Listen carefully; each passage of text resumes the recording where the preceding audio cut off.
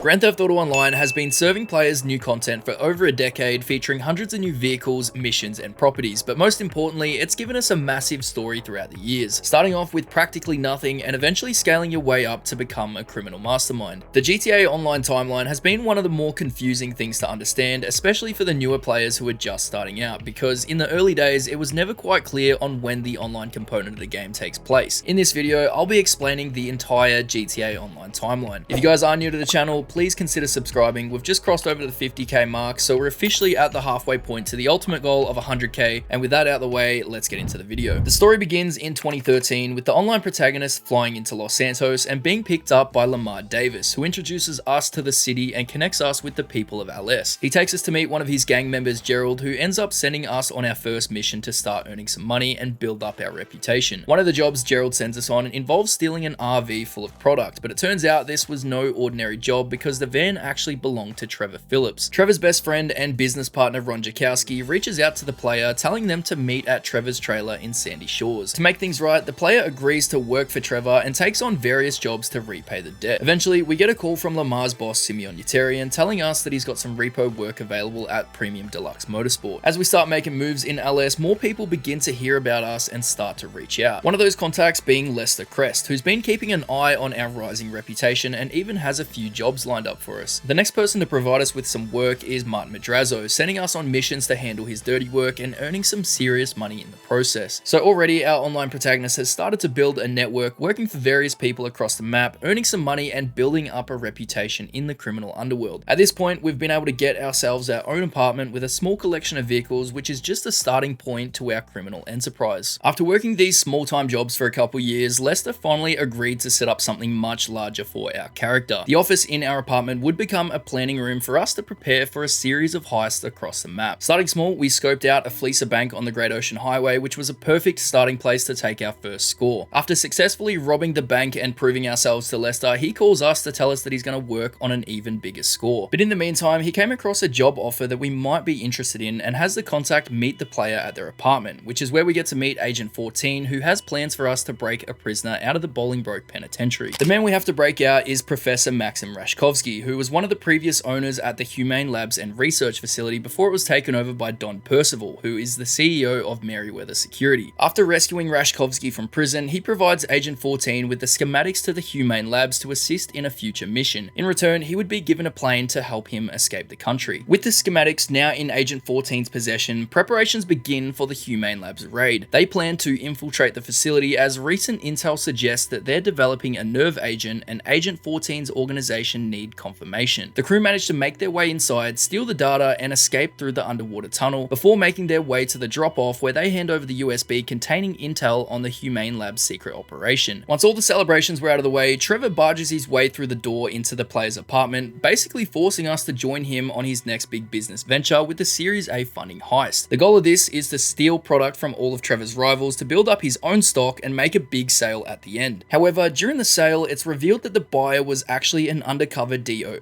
agent, forcing Trevor to make an escape by jumping off the cliff into the water. Thankfully, we had already been paid for our work, so it wasn't a total waste of time. With all these jobs out the way, Lester finally got back to the player after setting up our next big heist that will take place at the Pacific Standard Bank. And after the final preparations had been made, the crew headed out to take their biggest score yet. After getting inside, hacking the vault and stealing the money, the crew fought their way through the streets and alleyways, making their escape on bikes and successfully getting away and becoming criminal masterminds. With millions in the bank, it was time to spend all of that hard-earned money and enjoy our ill-gotten gains by going on a spending spree, buying new cars, new clothes, luxury weapon finishes, and enjoying the high life. Eventually, our old friend Lamar reaches out to welcome us to Benny's Original Motorworks, which is a new mod shop located in Strawberry. He presents us with a plan to stir up trouble between the Vargos and Ballers, which would allow him to come out as the man on top. But one of the family's OG members, Vernon, had a problem with Lamar's plan, so to show respect, Lamar had us deliver 2 vehicles to a buyer that Vernon had lined up. However, the deal went wrong when the Ballers found out about it, leading to a massive shootout which somehow resulted in Gerald taking the blame and getting arrested for it. But thankfully, we intercepted the police before he got flown out of state and rescue him. Lamar still had us continue on with his plans by ambushing rival gangs, car meets, and funerals. Some of the stolen cars were given to Gerald in an attempt to keep the peace between them, but the Vargos and Ballers started hitting back, so Lamar made sure we hit first, sending us on a huge mission taking them all out. Lamar still had to make it up to Vernon though, so he had the player steal 2 Lowriders Lowriders as a peace offering. But as they arrived at Benny's original motorworks, the Vargos showed up and it led to another huge shootout. Eventually, Lamar was able to make amends with Vernon, but his plans of taking over the streets backfired pretty hard. After building up our reputation working for other people, it was time to take things to the next level and start running our own operations. With all the money that we had earned from our previous jobs, we put that towards starting our very own organization through SecuroServe. Eventually, we purchased an executive office in Los Santos along with some cargo warehouses to buy and store contraband such as jewelry, counterfeit goods, and medical supplies. The cargo we gathered would then be sold off to a buyer for millions at a time. To continue to expand our criminal empire, we step into the world of bikers. We get set up with an MC clubhouse and purchase 5 different types of illegal businesses for us to manage on the open road, which is an underground network server operated by LJT, which is actually Lester using a voice changer to hide his identity. After that was up and running, we returned to our executive office to expand our operations over there by purchasing a vehicle warehouse where we could steal and export cars to certain buyers. And while that was going on and we were busy managing our various businesses across the map, the events of Grand Theft Auto 5's story started to unfold. During this, our online protagonist was nowhere to be seen, but he was briefly considered to be part of the crew on the jewel store job before Lester shut that idea down. Well, we're gonna need a crew. You got any contacts in LS or not? I've been working with someone, but they're too unpredictable.